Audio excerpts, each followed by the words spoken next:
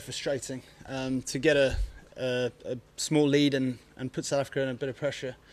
It would have been nice to have had the opportunity to bowl all day at them and pick up a few wickets going into the last day. But the one thing I would say is, in a funny way, there are probably only now two possible results. You know, a draw or an England win. And for them to know they have to bat out a day can sometimes be quite tough from a mental point of view. We've got nothing to lose. We have to come very hard tomorrow morning. Of course, we'll need a bit of luck. We're going to need a lot of skill, but who knows? So that's the mental side of it. Was the pitch doing much for the new ball? Yeah, it was. I mean, it's still swinging. Look here, you pretty much, you know, they always say you look up rather than down. You know, the minute the clouds come in, it starts swinging and nipping around a little bit. The sun comes out and it doesn't seem to do a lot. So hopefully it'll just be a lovely overcast day all day and hoop around and we'll pick up 10 wickets and whoop and holler and party the night away. How impressed were you by Kev's innings yesterday? It's hard to not be impressed by it. I mean, you know, he's taken Dale Steyn, best bowler in the world, and making him look like a, you know, regular bowler. It's just incredible. The shots he was playing didn't do my heart much good because I was next in, up and down, out my seat every second minute. But he's a special talent. Everyone knows that, and it's fantastic to have a bloke like that who can play the innings that he did in that situation. When he was out for second ball this morning, did you sort of feel you needed to take personal responsibility to keep the impetus going, keep the run rate up?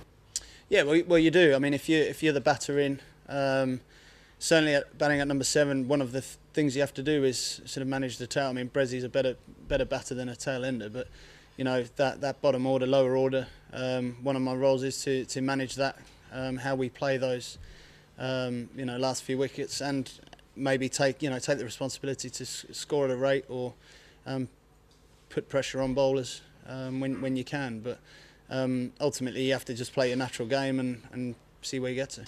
Can you see how Kevin played yesterday, and we can count any number of times from Sri Lanka, similar sort of thing?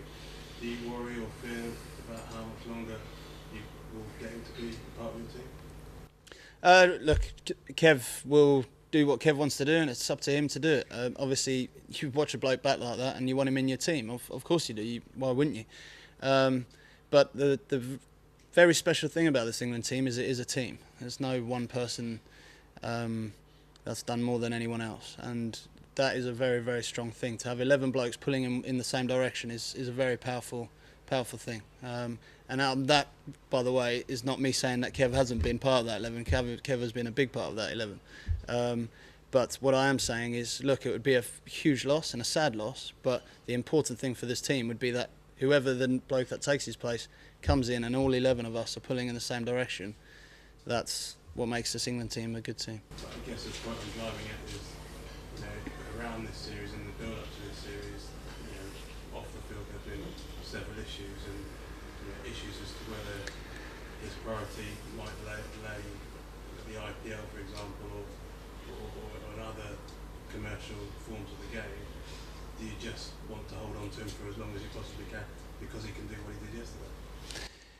Again, Kev will make Kev's decisions, and he is when anyone can. When, from the team's point of view, do you just want to hold on to him? Well, of course you do. I mean, you look at the innings he played yesterday. Why wouldn't you want him in your team? Of course you want him in your dressing room. Of course you want him to play those knocks. That